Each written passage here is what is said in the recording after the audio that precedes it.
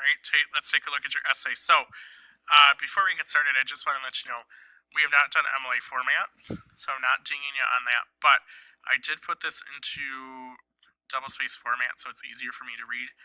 And I did put this into Times New Roman because, not your fault, just the previous font was kind of giving me a headache. So, change it just so it's easier for my eyes, so I don't kill myself in the process of reading it. So, as we look at your essay, let me say that your intro is the perfect example. This is going to be sound like a weird compliment, but your intro is the perfect way of demonstrating why teaching hooks isn't always the greatest thing, because you have an example of something that isn't one of the hook strategies, but it's a really good way of introducing your paper because it's just worded in a good enough way that gets the reader intrigued and gets the reader involved and introduces your topic. So this is a good way to start the paper. And overall, the words and the style and the diction and your sentence variety is good for your intro. The only thing I'm going to caution you on is if we look at your thesis, media such as social media and television spread the hysteria on an unprecedented level and are sometimes the root of the frenzy. So this is a really good thesis. I've already been saying that. And the intro just flows really well. The only air of caution is sometimes, the way I am seeing your paper is you're either going to talk about the gray areas of how media does propel it, and that's going to be more potent in it, or you're going to take the middle road and talk about the gray areas. And sometimes it's hard to talk about or write a paper in that perspective just because, honestly, the reason a lot of times we try to avoid it is it's just difficult to do. So we'll see how your paper progresses this, but overall, intro is good and sets up the paper well. So if we move on into your next body paragraph, you have a good topic sentence about media has improved exponentially. Actually, hold on. Speaking of topic sentences, the only thing is wired in such a way in certain situations in ways. You have this repetition of ways that I don't think is needed. And then with your topic sentence, this is pretty good, but I don't know if you mean improved or I don't know, maybe improved isn't the right word, but I think you're just talking about how there's this growth of media. I guess I'm not sure what you mean, but it's okay for no. And then you talk about this perspective, and I was debating about giving you the articles because it looks like it's something that may have been done in the past, but I know with the political atmosphere, it might be something that you could all pull from and talk about in either way. But with that being said, grammar-wise, there's a few spacing issues, and you talk about this situation, a specific example, and how the media, as you say, blow up her actions, become massive blemishes on her and her campaigns throughout the years. Just really good writing style, and even how you ended. A person like Hillary Clinton would not have had as much of a difficult time before media boomed because it's the main reason she's been targeted with so much hate. And this is really interesting too because this has me thinking about a few different things, and I'm probably just ranting to you at this point. Not ranting, but just ranting about something that it got me thinking of. Whatever.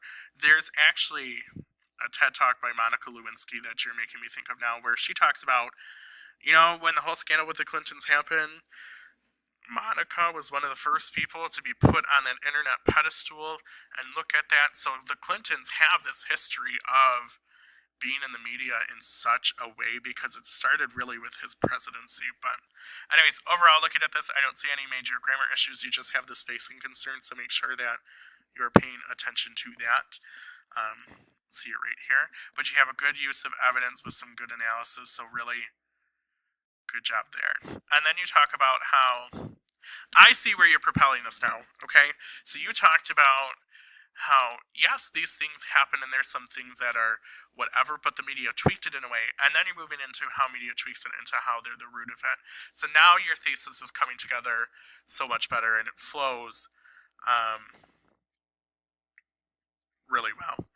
So as I'm looking at your next body paragraph, you're talking about how things like Twitter, we're able to have this movement with the hashtag Charlie Charlie Challenge. I'm not sure if this should all be one word. I do not remember, but I'm not going to grab the article, so I will just let that go because I think either one works. Looking at that, so I'm just going to repeat my words. But overall, this body paragraph does a good job, and I think you have a real nice paragraph and transition flow by going into this is how the media perpetuates it from things that exist, and this is how they create it. So that is a good job. And so as you go from that into your opposition, Fault of Humans Alone, that hysteria is just a figment of the brains of humans that is stronger than the media can be. This is a really, really good topic sentence. And even if, and I know this is your opposition, but this is a really good topic sentence to start this paragraph. And what I particularly like is you have this evidence with some analysis of the opposition, but then you repeat the evidence that you've already mentioned, which is sometimes hard to do in an essay. But again, this is well done. You talk about, yes, the screw in Salem, but as we see in Hillary Clinton's case, this is an example of what's going on. The only thing I'm going to tell you about, the only thing that may change your style a little bit is this word right here. The style, the way you have your diction in your paper, and I've been guilty of doing this in my papers before. Even in the longest paper I wrote in high school, I had one sentence that just kind of sticks out as a sore thumb, and I kind of see that here. This is the only case where your writing really takes a break from how you normally write, because it may be, and I think it's just the perspective that with the way we use the word trashed, and so you say, as in Hillary Clinton's case, the media is the reason she's being trashed. I think just the way of using trashed when you used earlier, like backlash and destroyed, when she's trashed, trash has become like a more modern verb of someone's trash, they're trashed. I don't know. You know what I mean, though. So I think that just takes a departure from the way that you have the style of the rest of your paper. But other than that, you have a good topic sentence and you have a good way to wrap it up. And I think overall your body paragraphs flow really well and you have a good balance of evidence with analysis. So we move to your final paragraph. Good way of shaping what we had talked about, looking at media again, and then though it may not be recognized, sometimes media lures many into false beliefs or a crowd of misinformed people rolling with the times. That perhaps is what it does best. Oh, such a good way to end the paper, because it's just a really powerful statement about media and what it does to us. And after you had talked about mass hysteria and talked about Clinton and talked about these challenges, I think this is just a really neat way to end your paper, and it's a really good way. So overall, Tate, I don't have much to say. You have some spacing issues. You have that one part where I think your writing took a departure from what you usually do, but overall, it's a good essay, and I think you use your everything pretty well.